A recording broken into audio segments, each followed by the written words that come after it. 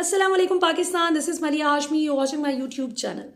नाज़रीन, अगर आप पिछले 6 माह से परेशान हैं कि former prime minister Imran Khan साहब की अच्छी भली चलती हुई हुकूमत को क्यों ख़त्म कर दिया गया अचानक से,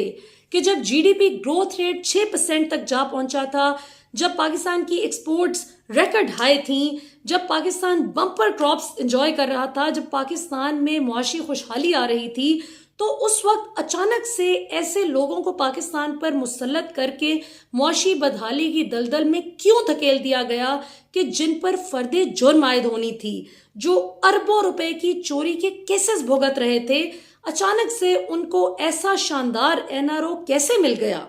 कि वो आज आज़ादी से दंदनाते फिर रहे हैं, पाकिस्तान के आइन और कानून को ठेंगा दिखाते हुए, कानून का मजाक उड़ाते हुए आज वो हंस रहे हैं उस हलाल की कमाई के लिए दिन रात मेहनत करने वाले पाकिस्तानी सिटीजन पर,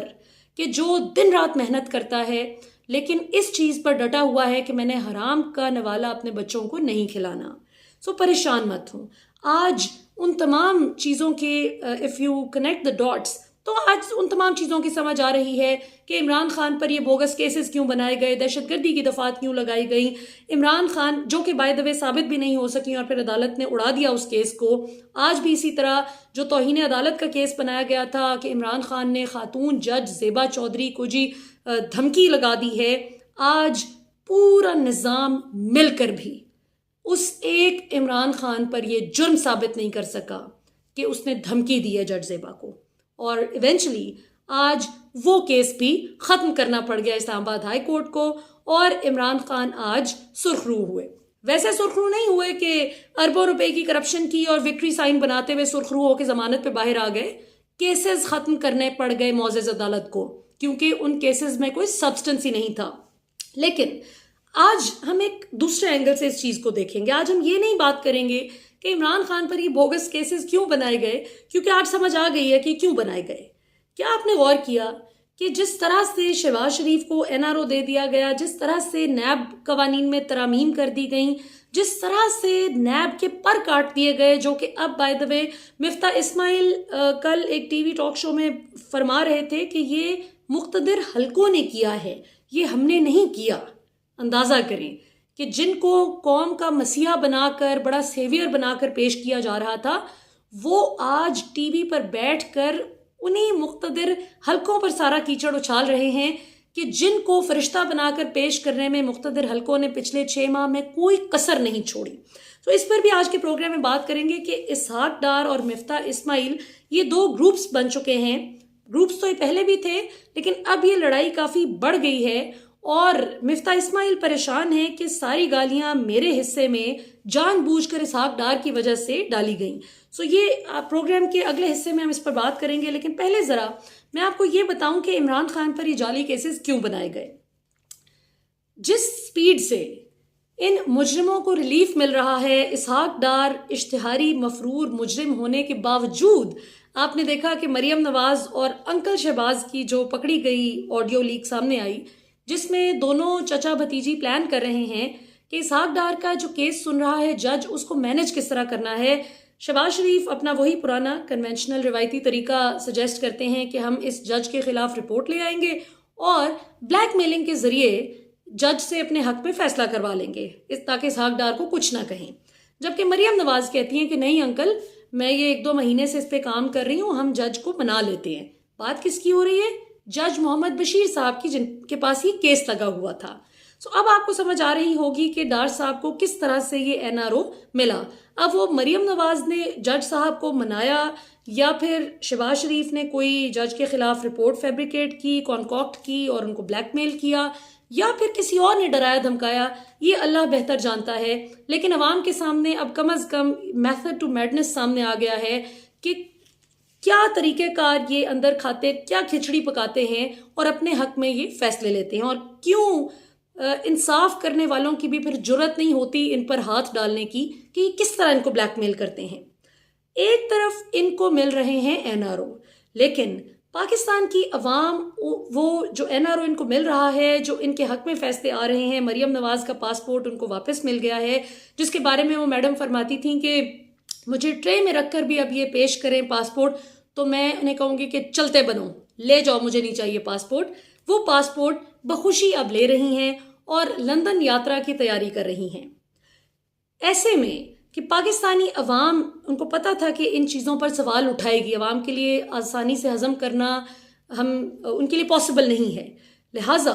इमरान खान को जानबूझकर पिछले इन माह में, आपने देखा पिछले 3-4 माह में जो केसेस बनाए गए इमरान खान पर, वो इसलिए बनाए गए कि एक तरफ जब इन मुजरिमों को रिलीफ मिल रहा होगा तो वहीं पे इमरान खान पर ये बोगस, जाली, फैब्रिकेटेड केसेस का भी हम फैसला साथ साथ लाना शुरू करें। इमरान खान को भी उन जाली केसेस में से हम आज़ाद करना शुरू करेंगे, ताकि अवाम को ये लगे कि देखें जी, अदालतें तो आज़ाद हैं। अगर अदालतें इतनी ही कॉम्प्रोमाइज्ड होती या अदालतों पे इतना ही प्रेशर होता या अदालतें मुजरिमों को रिलीफ देती होती तो वो इमरान खान जैसे ईमानदार बंदे को क्यों साथ साथ रिलीफ दे रही होती। इसलिए आप देखें कि एक तरफ खबर आती है कि जी मरियम नवाज का पासपोर्ट वापस मिल गया, लेकिन साथ ही उस दिन इमरान खान को भी एक one of the bogus cases में से बरी किया जाता है, ख़त्म किया जाता है केस, ताकि अवाम की अटेंशन उधर चली जाए और अवाम कहे कि वाह, अदालत ने क्या इंसाफ पसंद फैसला किया है। वहीं पे जो मिफ्ता इस्माइल और इसहाक डार, अब इनकी आपस की क्या ठन गई है कि पाकिस्तानी अवाम, मैं तो दुआ करती हूँ कि अल्लाह ताला गर्क करें और बर्बाद करें उन तमाम बुरे अनासिर को, उन तमाम बुरे लोगों को कि जिन्होंने पाकिस्तान की अवाम को इतनी बदहाली का शिकार कर दिया कि सिर्फ इस एक इसहाक डार को, नवाज शरीफ के चैंपियन इकोनॉमिस्ट को स्पेस देने के लिए, इनको सच्चा साबित करने के लिए कि कितने बड़े हीरो हैं, कितने बड़े सेवियर हैं इस कौम के, सिर्फ इनको स्पेस दिलवाने के लिए जानबूझ के डॉलर का रेट बरकरार रखा गया 225 पर, जानबूझकर 230 से ऊपर लेकर जाया गया, जानबूझकर 170, 75, 80 पर नहीं डॉलर को नीचे लेकर आए, पेट्रोल की कीमतें भी बढ़ा कर रखी ताकि इसहाक डार आकर ऐलान करें कि मैं 12 रुपए सस्ता कर रहा हूं, जबकि इमरान खान दौर में $123 फी बैरल कीमत थी पेट्रोल की आलमी सतह पर, जिस वक्त इमरान खान 150 रुपए फी लीटर पेट्रोल दे रहे थे और उसको उन्होंने मेंटेन किया कि अगले 3 माह तक पेट्रोल की कीमत में हम इजाफा नहीं करेंगे, चाहे आलमी सतह पर कितना भी इजाफा क्यों ना हो जाए, अवाम को रिलीफ देने के लिए। लेकिन उस वक्त ये चीखते थे कि देखें जी IMF के मुआहदे की खिलाफ वर्जी कर रहे हैं इमरान खान। लेकिन आज इसहाक डार बड़ी वाह कराने के बावजूद भी, जो उनकी कोशिश थी कि 12 रुपए अचानक मैं कम करूंगा तो आते साथ मुझे बड़ा वार्म वेलकम मिलेगा अवाम की जानिब से, तो आप देखिए कि जो इन्होंने 224-25 पर पेट्रोल की कीमत लेकर आए भी, तो क्या बना कि आप आलमी सतह पर तो अभी भी पेट्रोल की कीमत चले अब $78 नहीं है जो कुछ माह पहले तक हुई थी, अभी वो $87-88 फी बैरल पे आ गई है। लेकिन $123 फी बैरल पे अगर इमरान खान 150 फी लीटर बेच सकता है पेट्रोल, तो आप इतनी थोड़ी कीमत जो $87-88 फी बैरल है, आपको तो चाहिए कि फौरी तौर पर आप पेट्रोल की कीमत में 40 रुपए कमी करें, 40-50 रुपए कमी करनी चाहिए आपको कम अज कम भी, लेकिन नहीं कर रहे। और मीडिया इसलिए ये हकायक सामने नहीं लाएगा क्योंकि जाहिर बात है वो तो किसानों का एहतजाज नहीं दिखा रहा। बेशर्मी का आलम यह है कि वो किसान जो इस कौम को, मुझे आपको फसल उगाकर खाना मुहैया करते हैं, जो हमें फूड मिलती है सारा साल, वो इन किसानों की मेहनत होती है माशाल्लाह, उनको आज कवरेज देने के लिए आपका मीडिया इसलिए तैयार नहीं है, 99% ऑफ द मीडिया, क्योंकि इश्तिहारों का लालच दे रखा है हुकूमत ने। और वो आपने देखा ना, अभी मरियम नवाज की परसों भी परसों एक नई ऑडियो लीक भी आई है जिसमें वो हिदायत जारी कर रही हैं कि ये इशू जब तक मीडिया इस पे बात करना रुकता नहीं, आपने आराम से बैठना नहीं है, इसको ख़त्म कराएं मीडिया को इस पे बात करनी, ये नहीं बात करनी, ऐसी बात नहीं करनी। सो यहाँ से आप अंदाज़ा लगाएं कि किस तरह से मीडिया को भी मैनिपुलेट करते हैं। इसहाक डार की और मिफ्ता इस्माइल की अब आपस में इसलिए भी जाहिर है इन दोनों ग्रुप्स की, नवाज और शहबाज ग्रुप के जो 2nd टियर और 3rd टियर के लोग हैं, इनकी आपस में इसलिए भी नहीं बन रही कि वो ये कहते हैं कि मिफ्ता इस्माइल को नाहक बदनाम किया, यही अच्छे फैसले मिफ्ता इस्माइल से भी कराए जा सकते थे, यही मिफ्ता इस्माइल अगर कीमतें कम करता तो उसको गालियां कम पड़ती। सिर्फ इसहाक डार को अच्छा साबित करने के लिए इस कीमत को बरकरार रखा गया कि पेट्रोल की कीमत, शहबाज शरीफ की तरफ से इजाज़त नहीं थी कम करने की कि जी बड़े मियाँ साहब, नवाज शरीफ का ऑर्डर, मतलब अंदाज़ा करें हमारे मुल्क की बदकिस्मती कि एक मफरूर सज़ा याफ्ता मुजरिम फैसले कर रहा है लंदन में बैठ के कि पाकिस्तान की अवाम को किस तरह से महंगाई की चक्की में पीसना है और कब तक टॉर्चर करना है कि जब तक इनका फेवरेट इकोनॉमिस्ट नहीं आता कि उसकी इमेज बिल्डिंग करनी है। तुफ है ऐसे निज़ाम पर जो ऐसे लोगों से ब्लैकमेल होता हो, और तुफ है ऐसी मेंटालिटी पर कि जो लोग रखते हैं सिर्फ अपने 4 पैसों के लिए, 4 टकों के लालच में आप लोगों का नुकसान करके अपने बच्चों के लिए आप सोच रहे हैं कि वो अमेरिका में कहाँ जाके सेटल होंगे, इंग्लैंड में कहाँ जाके सेटल होंगे, जहाँ पर भी होंगे नुकसान में रहेंगे। कि अल्लाह ताला अपने मखलूक के साथ नाइंसाफ़ी नहीं करते। तो जो आज पाकिस्तानी अवाम के साथ नाइंसाफ़ी हो रही है, जाहिर है कि इसका बदला इनको देना पड़ेगा। और अभी तो ऑडियो लीक्स का जो तमाशा है, अभी तो जब ये, क्योंकि FIA से कह चुके हैं कि इमरान खान की जो ऑडियो लीक है साइफर के हवाले से, जो साइफर अब इनके गले की हड्डी बन चुका है, जिस पर ये कहा करते थे कि साइफर तो एग्जिस्ट ही नहीं करता। आपको याद है मरियम नवाज ने कहा था कि कोई साइफर नहीं है, वो डॉक्यूमेंट इमरान खान ने ऐसे करके लहराया, वो तो है ही नहीं। और फिर एक गाड़ी में मरियम नवाज ने एक वीडियो ऐसे बनवाई थी, पार्शली वो ऐसे लेटी बैठी थी इस तरह से, जो उन्होंने कहा कि भाई इंटरनेशनल कंस्पिरेसी इस तरह नहीं होती कि वो कागज़ देते हैं या वो ख़त लिख के करते हैं, वो कोई सबूत नहीं देते कंस्पिरेसी करते हुए। जबकि आज वही मरियम नवाज़ फरमाती हैं कि ये मरासला तो बहुत ज़बरदस्त कौमी अमानत है। जब राना सनाउल्लाह ने इनको एक्सपोज कर दिया, मरियम नवाज़ ने कहा कि मरासला तो है ही नहीं, एग्जिस्ट ही नहीं करता। फिर कहा कि गुम गया है। अव्वल अगर वो था ही नहीं तो गुमा कैसे?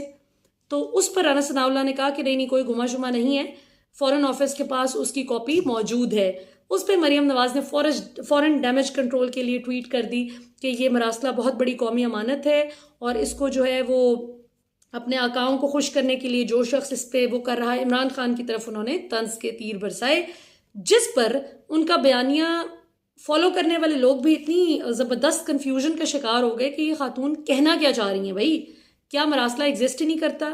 अगर करता है तो फिर गुमा कैसे? और अगर आप कहती थी कि उसकी कोई हैसियत ही नहीं, वो कोई बात ही नहीं है, तो आज वो बहुत बड़ी कौमी अमानत कैसे हो गया? सो किस्सा मुख्तसर ये कि अब साइफर पे भी ये फंसने जा रहे हैं आगे, क्योंकि अपेरेंटली तो ये इमरान खान की ऑडियो की वो करवा रहे हैं ना तहकीकात के, FIA को हुक्म दे दिया है कि तहकीकात करें। मैं तो कहती हूँ सुप्रीम कोर्ट ऑफ पाकिस्तान को इसकी तहकीकात करनी चाहिए, क्योंकि इसकी कॉपी स्पीकर साहब के पास भी मौजूद थी। असद कैसर साहब को जब रिसीव हुआ, उन्होंने आगे चीफ जस्टिस साहब को भी उसकी कॉपी भेजी। तो आज भी कौमी असम्बली के स्पीकर के ऑफिस में भी मरासले की कॉपी मौजूद है ये। और अब तो साबिर शाकिर साहब ने गालिबन एक खबर ब्रेक की है। उनका कहना है कि मुबैना तौर पर नून लीग के चंद अहम वज़रा के पास भी साइफर की कॉपी पहुंच चुकी है। तो अगर ये साइफर इतना ज़्यादा, अब जहां ये कहते थे कि जी बड़ा सीक्रेट डॉक्यूमेंट है, बड़ा सेंसिटिव डॉक्यूमेंट है, और इमरान खान को तो आर्टिकल 6 लगना चाहिए, इन पर गद्दारी का मुकदमा होना चाहिए कि इन्होंने अवाम को क्यों बता दिया इस साइफर के बारे में, इस धमकी आमेज़ मरासले के बारे में। तो आज ये अपने बारे में क्या कहेंगे कि अपने ये, अब मैं क्या कहूँ, दिल भी नहीं करता गलत बात मुंह से निकले कि ये जो 60 से 70% इनकी काबीना जमानतों पर बैठ फिर रही है, उनके पास इतना सेंसिटिव डॉक्यूमेंट क्यों, क्या कर रहा है, कैसे गया? जो साबिर शाकिर साहब ने खबर ब्रेक की है कि इनकी काबीना के कई लोगों के पास ये मरासला पहुंच चुका है, मरासले की कॉपी।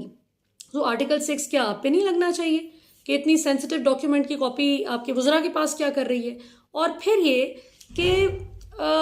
जो इनको अदालत में अब जब सवाल जवाब होंगे, ये बड़ा इंपॉर्टेंट पॉइंट है, आखिर मैं आपको बताती चलूँ कि अदालत में जो अब इस मरासले के मुतालिक जो सवाल जवाब होंगे, जाहिर है जब FIA सवाल जवाब करेगी, आगे मामला अगर अदालत में पहुंच जाता है, अगर आप नून लीग को नहीं पूछते और सिर्फ आप PTI से सवाल कर रहे हैं, तो PTI वाले जाहिर है अदालत से रुजू करेंगे, खासतौर पे जब सुप्रीम कोर्ट ऑफ पाकिस्तान के चीफ जस्टिस के पास पड़ा है मरासले की कॉपी। तो अगर अदालत में ये सारी इन्वेस्टिगेशन जो है इनिशिएट हो जाती है, तो आप मुझे ये बताएं कि इन ऑडियोज़ का ये सबूत कहाँ से लाएंगे जो ऑडियो लीक्स हो रही हैं? अव्वल तो इन द फर्स्ट प्लेस इनको ये बताना पड़ेगा कि आपके पास ये ऑडियोज़ आई कैसे, ये रिकॉर्ड किसने की, ये हैक किसने किया? क्या आपका सिक्योरिटी का सिस्टम इतना वीक है, इतना फ्रेजाइल है कि प्राइम मिनिस्टर ऑफिस में जिसका जो दिल करे वो वहाँ से उसकी सारे रिकॉर्ड्स निकलवा सकता है कि किसने क्या बात की, कौन सी मीटिंग कहाँ पे? तो इतना, यानी मुझे पता है, I have been to prime minister office so many times in PTI tenure. मुझे याद है कि मैंने बहुत दफ़ा, मेरा काउंटलेस मेरे विजिट्स हुए प्राइम मिनिस्टर ऑफिस में। वहाँ पे तो आपकी एक एक चीज़ की चेकिंग होती है कि आपके पास फ़ोन तो नहीं है, आप पूरा वो स्कैन करते हैं कि भाई इसके पास कोई ख़तरनाक मटेरियल तो नहीं जो शख्स अंदर जा रहा है। तो ये हैकर कौन सा पैदा हो गया है कि जिसके पास इतनी माइन्यूट डिटेल्स जिसके पास मौजूद थी, ये किसने किया? तो ये इसमें दुगना फंसेंगे और इसमें हो सकता है हुकूमत ही इनकी लपेटी जाए। सो देखते हैं आगे आने वाले दिनों में क्या होता है। इंशाल्लाह अगले प्रोग्राम में फिर आपसे अगले इशू पे बात होती है। पाकिस्तान हमेशा जिंदाबाद।